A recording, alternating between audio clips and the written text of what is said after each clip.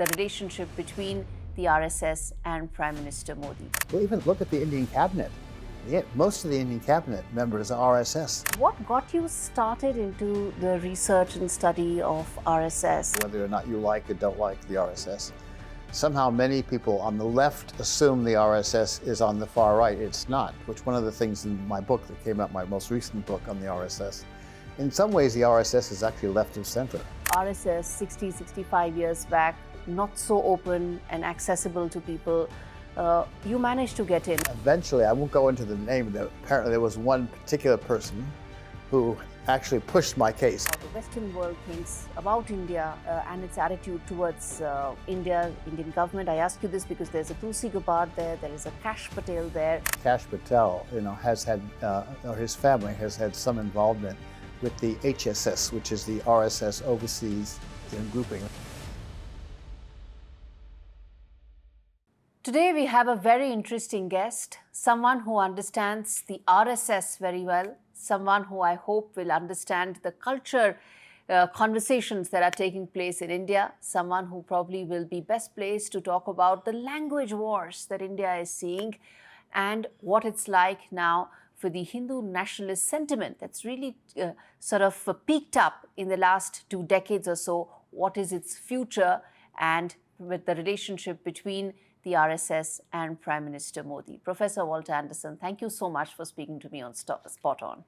Thank you. It's my pleasure to be able to appear on SpotOn with you for this presentation. And you're right that the RSS has now become, an organization that has much more input than it thought it would have 100 years ago when it was founded. This is the 100th year anniversary of its founding, and all sorts of programs are planned. But it's also, as people look at the organization, how did it change? What is it? And you're absolutely right. It is playing an increasingly important role. And that's something in itself has some concern about, because as you become more important in the political sense, you also become subject to attacks as well. Mm-hmm. So what got you started into the research and study of RSS? Because that's not a topic that a lot of Western academics pick up. I was a graduate student at the University of Chicago in mid to late 60s. And my advisor was Professor Lloyd and Suzanne Rudolph, very renowned Indianist, now unfortunately dead.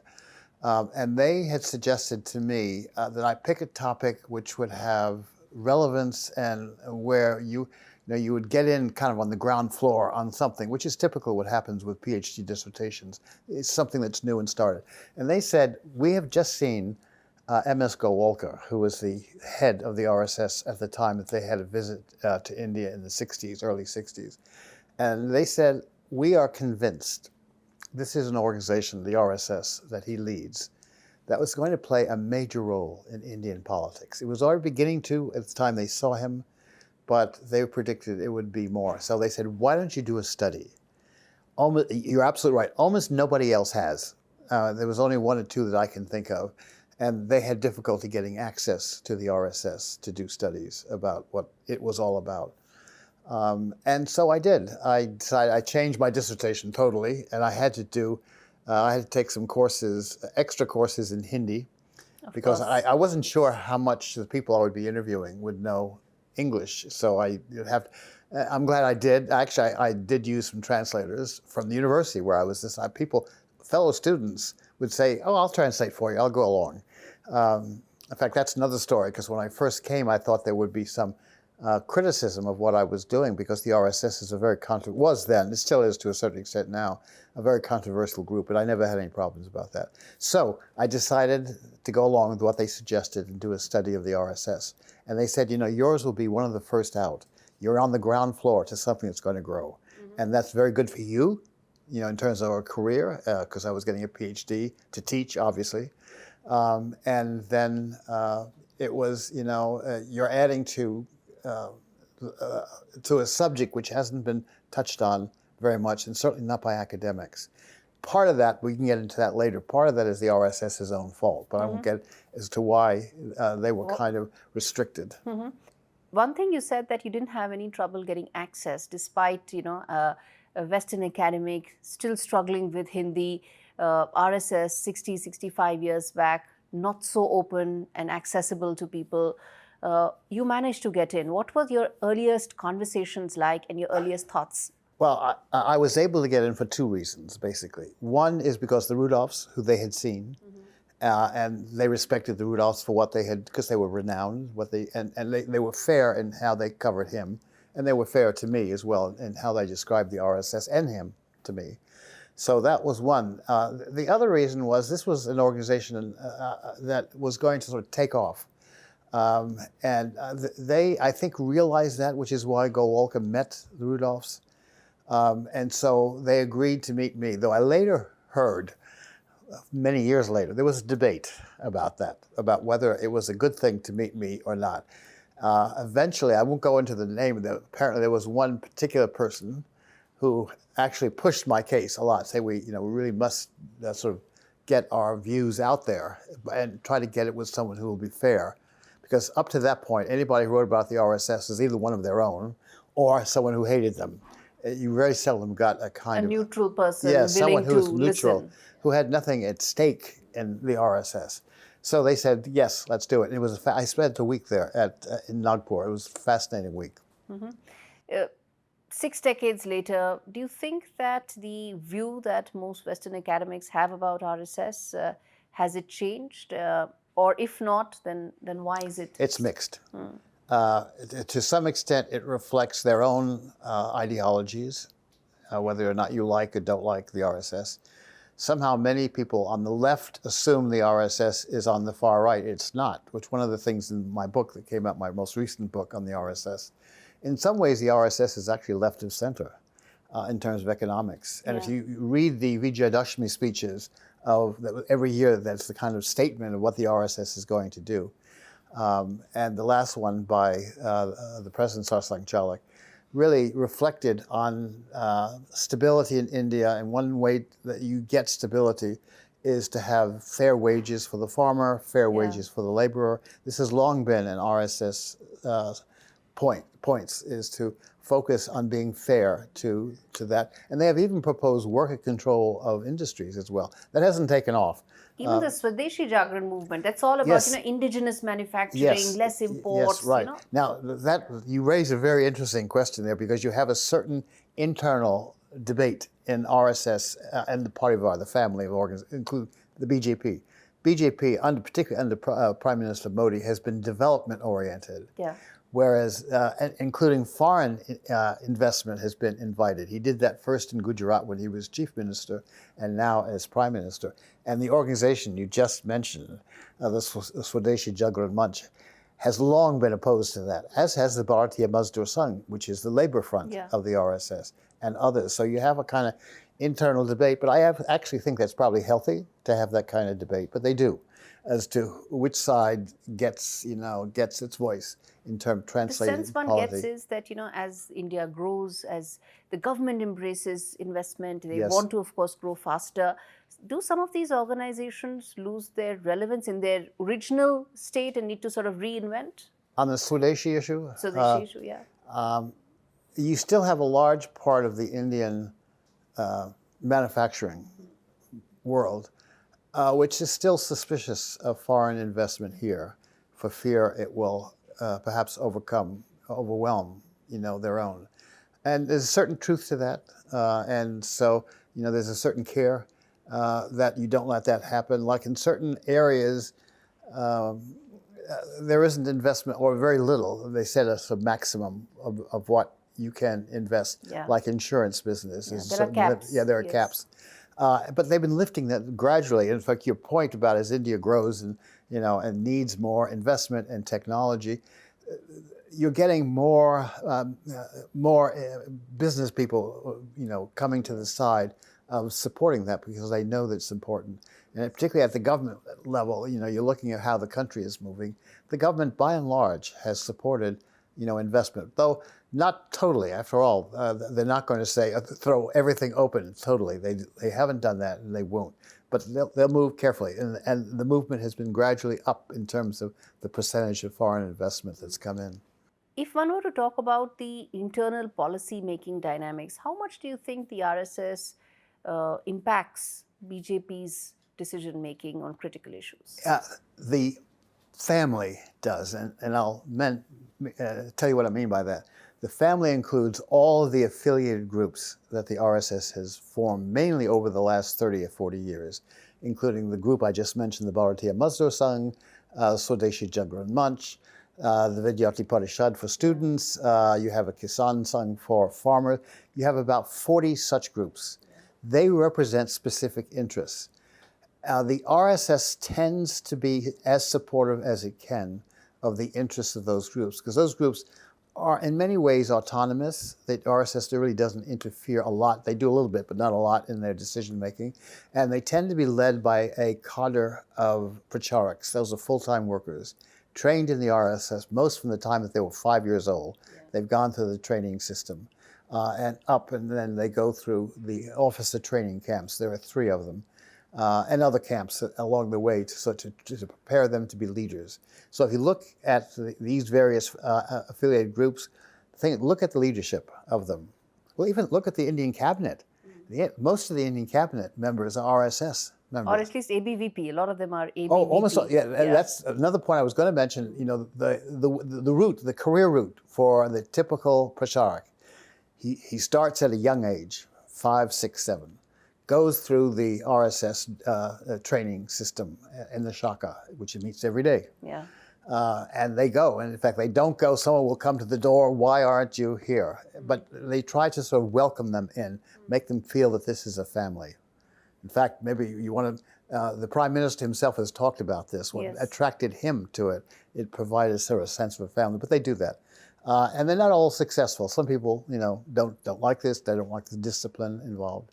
Well, after that, if you're liked, and they do look to see who is doing well, then you go to the camps, and officer training camps.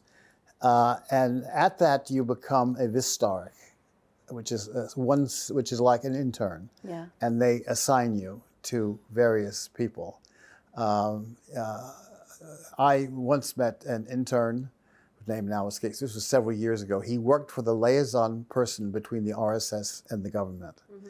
And when I was sitting there with him in his office, the liaison person kept getting, oh, so-and-so wants to meet you. And he said, I can't He's sit. overwhelmed, yeah. Yeah, I can't sit for, half an hour without some politician coming about something. And why was he coming to an RSS person? Because he realizes that person realizes a certain significance in getting RSS to support you. Which is why I asked you that how much say they have when it comes to regulation, policy making. Is there a conflict of interest?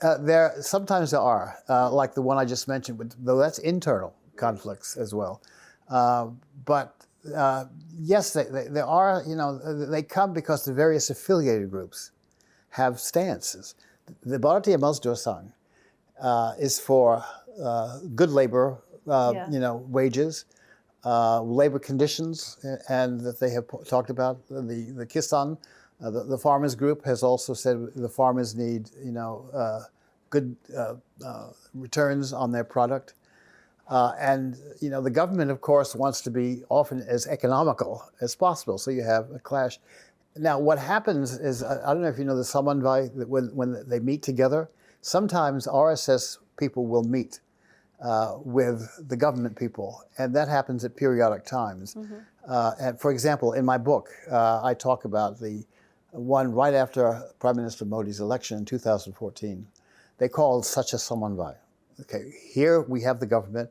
How are we going to go? So who do they invite? They invite people from throughout the Parivar, people from experts on education, experts on labor, experts on health, because they also have some hospitals that they run, experts in a whole variety of fields, because the RSS, through its front groups, goes in many areas. You mentioned education. I'm going to come to both education and history, because those are really core issues when it comes to the RSS. Yes. But before that, I want to ask this, going back to the earlier question I asked, which was about perception, global perception.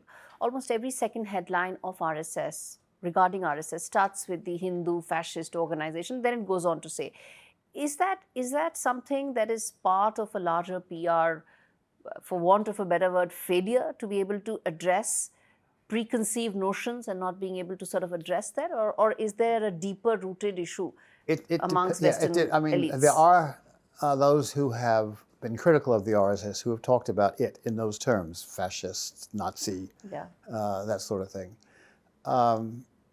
When I wrote my book in the 60s and 70s, you had a lot of that in India as well, that sort of sentiment. And you still have a residue of that in this country. But I was just a participant, a speaker, in fact, on the RSS at the India Today conclave just a few days ago. And that's an audience of, renowned, scholars and academics and business people. I thought I got a very fair hearing. People were, I didn't hear, oh, but you're talking about a fascist organization. I didn't hear any of that. Now, of course, that tends to be a rather elite group when it comes to these sorts of things. So, but I think that tends to reflect in your initial remarks about the growing Hindu nationalism in this country. I think there is that. I think there is a greater respect for the origins of the culture here. And in fact, a person before I gave my talk at the India conclave, India Today conclave, said to me, use an example from Germany I'm going to give you about, and it relates to India as well. In Germany, the music of Wagner, Lohengrin, and others, often referring, in particularly opera, often refers to the ancient German gods. But you can be a Catholic or a Lutheran in Germany and listen to that and enjoy it because it's an element of what makes you German. And so they said, say that because we have a similar thing. What makes you an Indian? What is it, the aspects of the culture, the art, the music that makes you an Indian?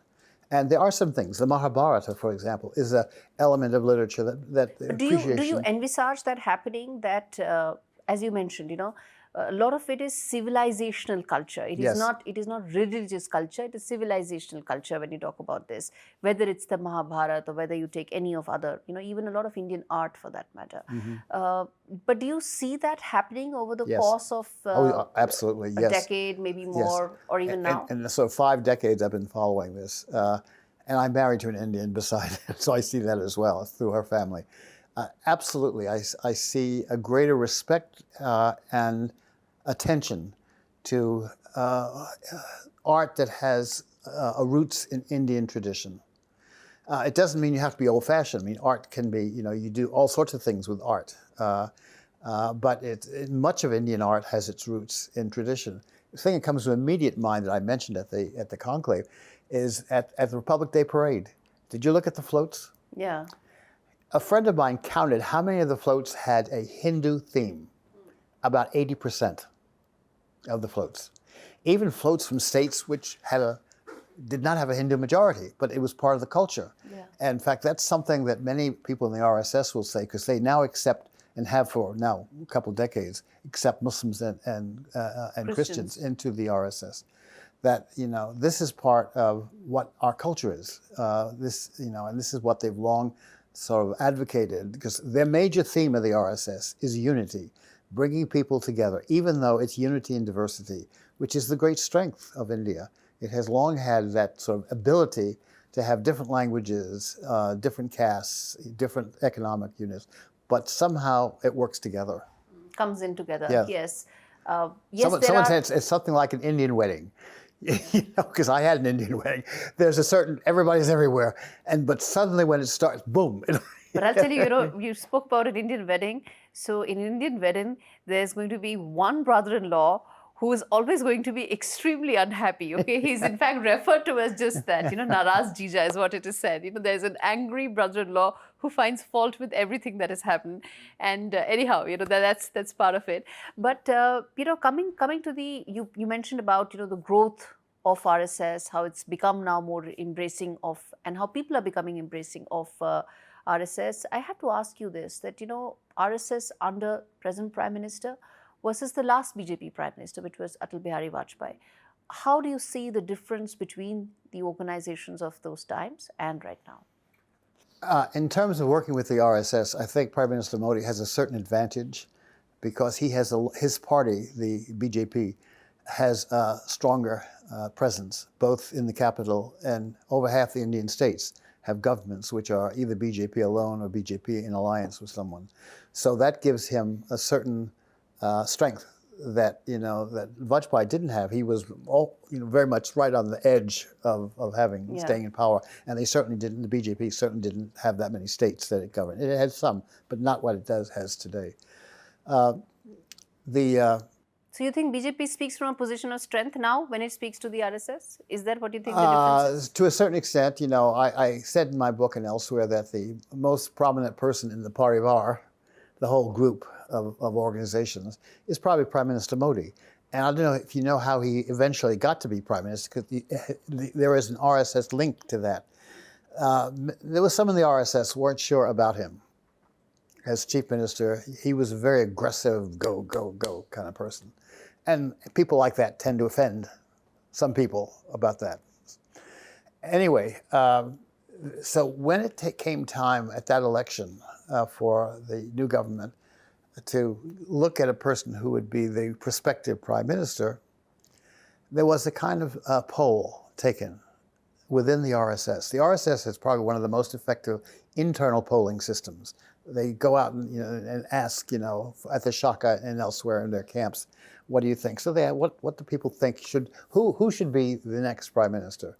And by far, as I understand, the person who had the overwhelming, or at least majority, was Narendra Modi. Mm-hmm. Okay. As a person who kind of represents, us culturally, who represents a state that has grown, because jobs are always important, and who has proved to be an effective leader in his own state. Yeah.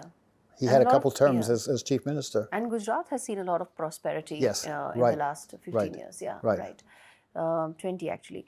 The other question I wanted to ask you is that when you talk about, because we are talking about the fact that you understand how the Western world thinks about India, about the government, also how you see the functioning that's taking place between the BJP and RSS. How do you see the present Trump administration and its view and its attitude towards Indian government? I ask you this because there's a Tulsi Gabbard there is a Kash Patel there, and there's an expectation that they would understand India and Indian nuances better, their concerns better. They have an idea about the civilization, the cultural connects as well. Is that a fair assessment? Well, in terms of those two people, yes. I mean, in fact, Kash Patel, has had, or his family has had some involvement with the HSS, which is the RSS overseas grouping, that the Hindustan, the Hindu Swayamsevak Sangh. And so, yes, but, Indians in the U.S., lots of polling on this, have tended to support the Democrats, not the Republicans. Yeah. I think that was probably true in the last election, because the Democrats have tended to be more open to minorities than have the Republicans, which has been sort of the more Anglo-Saxon party. That's starting to change again, and if you look at cabinet members, you see that. But I haven't seen the polling statistics yet, though the early figures I've seen indicate that trend is more or less stayed. It hasn't been broken all that much. And I'm told, though I haven't sort of counted it, that there are more officials who are in the Democratic Party who are of Indian background than there are Republican officials of Indian background. That may be changing as well, because the Indian community is a wealthy community in the U.S. In fact, it's the wealthiest ethnic community and growing very rapidly. It's one of the more, often in terms of immigration growth, one doesn't tend to look at the Indian community because it doesn't represent what many people think as a growing immigrant community, which tend to be poor, often has jobs at the lower end of the academic level. Less educated. Whereas the Indian community is well educated. It's the wealthiest community.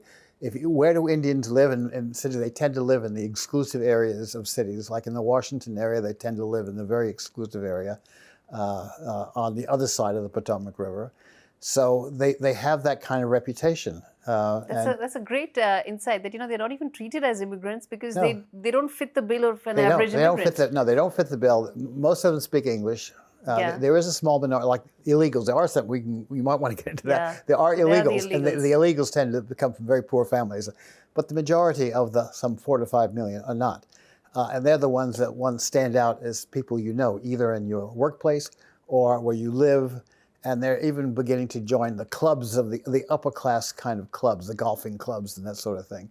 You now find Indian names, scattered about.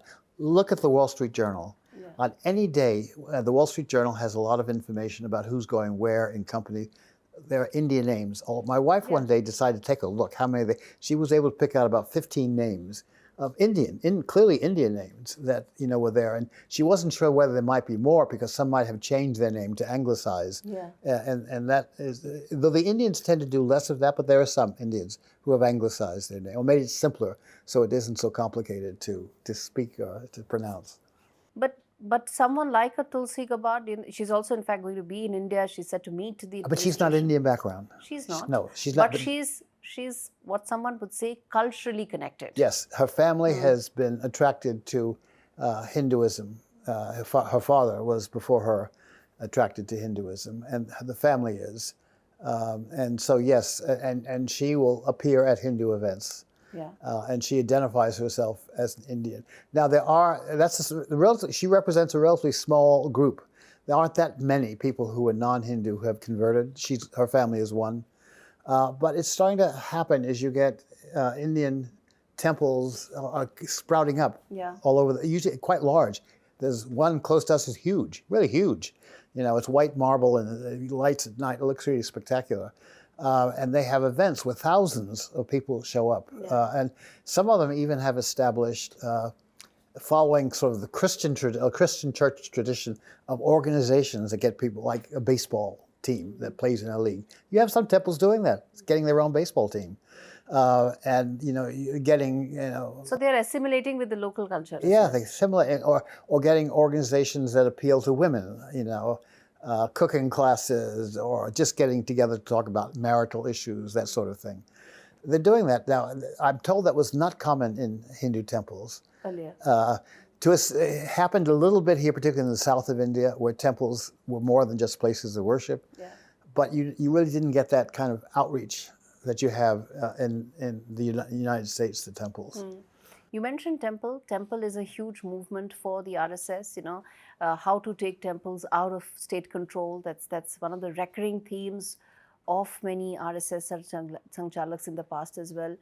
Do you see a growing space for such issues which were earlier the enclaves of the RSS to now become more mainstreamed as like a general issue that people of India now want to talk about? Well, the RSS has had to change its views on things to fit changing circumstances in India. But where you find that, well, of course you find it in the RSS itself because they have something called Baitik, which is the conversation. And here again, for those of you who are watching who don't know Hinduism but do know Christianity, Christian churches always have these Sunday schools. And the church normally sends out to all its congregations subjects and readings. RSS is doing that, not with the same topics, of course, but with distinctly what to give it in Baitik. So at the Shaka, you have Baitik every day. 7 days a week, you have Baitik. Usually the Shaka goes for an hour, hour and a half. So some percentage of that will be on a subject, some subject. Interesting. I collected a series of subjects at one Shaka that I know of for about 4 months. It was fascinating. The range of subjects was across the board, and not just what you would think of as Hindu subjects. Things like foreign policy issues, China, for example, Tibet, for example. When they had the problem with China in the north, word went out about Baitik. Let's talk about that, and let's talk about India's role on the Himalayan mountains, and what to look at, what to read. So what do you think is RSS role now going forward, especially on such issues which are social, which are important for people of India, irrespective of which caste, creed, religion they come from? How do you envisage RSS's role now? Well, I often think, people talk about the RSS and BJP. They're the two groups that normally they talk about. And that there's controversy, and there's certainly about that personnel as well as policy. But that's not a good way to look at it. That's a very Western notion of how organizations interact. What they have is what I would call a symbiosis. And a symbiotic relationship is when two groups, depend on each other. And the BJP and the other affiliated organizations depend on the RSS to provide them pracharyks, which lead the group. They also provide them with openings that they can have. So they have a kind of education, which in fact they call their training character building. And I always forget the Hindi name for character building. I remember what the Hindi word for that is. Charitra. Character is charitra. Yes, right. So that they focus on what their major focus is, character building. And they train a group of people who are remarkably loyal to each other, to the RSS, and to certain organizations around the RSS. Look at election time. The BJP relies heavily on Swayamsevaks to campaign. Yeah. Recent events have shown the impact of the Swayamsevaks on the campaign. In the Lok Sabha election, the BJP went down a bit after its leader had said, we don't need the RSS. I don't know how a political person could say such a thing, but he did. And it had what I consider the impact was, a lot of people said, okay, we'll sit on our hands. And many of them did. And as you know, the BJP vote went down. Now, the state election, the word got through. This was a mistake. We need to get their support. And the RSS Swayamsevaks came out. Look what happened. Haryana, Madhya Pradesh, BJP got almost 2/3 of the seats in both. Yeah. Much better than they had done previously. Then they went on to win Delhi as well. Yeah, and Delhi is another case where they did extremely well. So you think that... Well, that's not the only reason. There are other reasons, but that is one of the reasons. So you think the BJP still needs the RSS to win elections? Absolutely. Even though they've tried to have a training system of their own, but I think the facts show that that's not nearly effective. Having young boys, and they have a women's equivalent too, committed to each other and working is more than someone who just volunteers. I'm going to do it. Their workers are really committed, and they know that. So if you say, we need to work 18 hours today, okay, what do I do? They're ideologically committed. And personality, and they're committed to the prospect of what that group is doing. Two things I want to ask you, Professor Andersen, which is what is happening right now. One is around, particularly one is seeing a lot of these language wars. There's now a huge language war that has erupted, with many saying or alleging that there's some sort of a Hindi imposition that is being made by the government. You mean in the South? Yeah, you have the Tamil Nadu government saying that, the DMK government saying that. It's a recurring issue, it's not a new issue, but it continues to build up sentiment. The larger issue is, do you see that Hindi versus non-Hindi becoming a major issue going forward? It has been an issue right from the beginning of India. If you look at, and I have read the debates when the Constitution was being formulated, language was an issue. It remains an issue. It will still be an issue. In fact, I'm always amazed that India has handled the language issue as well as it has, despite all the back and forth. About we're going to lose seats if they, as people have said, when they redistrict, when they reformulate the districts for the Lok Sabha, because the birth rate here in the north is higher than it is in the south, which is probably true. But we're smarter. We have more. Yeah. The Southerners will say we're smarter, and we have more industrial development in the south, which is probably true. So they're going to work. The government's kind of they know these issues, and from what I've seen anyway of the debate that's going on, they're going to handle this very carefully. It's so I think you're going to you will have compromises made. Now this is where the RSS can come in helpful, because one of its roles is to mediate differences within the Parivar. And you have some in the Parivar who probably say, that we need to have, the representation should be based on population, Well, there are other... You expect the RSS to play a role in mediating this? Well, they may. I don't know. I haven't seen that yet, and though it's one of the questions I want to ask people when I see them, as to what extent they get involved in this. But it's a possibility, because they have mediated similar sorts of things. Take labor, the labor issue here, land, another big issue here. The government, even this government, has not been able to resolve it. In terms of everybody's, because then you have the Bharatiya Mazdoor Sangh has a certain view about that, and there are other groups in the RSS, in the Parivar that have different views. So what they've done is something which is a compromise. They've let the states decide on this. So that's a way out, because the Constitution allows that in certain circumstances. Yeah. And so they've sort of kicked it down to the states. It's like in the U.S., the abortion question. left it to the it's a states. similar thing, rather than having something on a national level, which would be very controversial, let the states handle it. Is South the ultimate frontier for the RSS right now? I ask this because, there are still deep pockets that they have not been able to penetrate. One of the ironies of looking at where the RSS is, it's actually, in terms of the number of shakas, it's actually, quite strong in much of the South. What it lacks is that even though it's strong, it's not pervasive as it is in many other areas. I'd say the real frontier is the Northeast in some ways. And there it's interesting because much of the Northeast has this very strong Christian minority, is how they handle that question. You have BJP governments in almost all of the Northeastern states, which is quite interesting. And you have relatively strong the shakas and various of the affiliated groups. Like they have a group that appeals educating tribals. They have a group that's focused on how to educate tribals, so that tribals can play a more useful and productive role in the economy. In fact, a very interesting group. And then they have one for women, for example. And how can we get women to be more involved? So you think that focus could be, or the priority could be Northeast over South going forward? Well, I don't want to say they have one more than the other.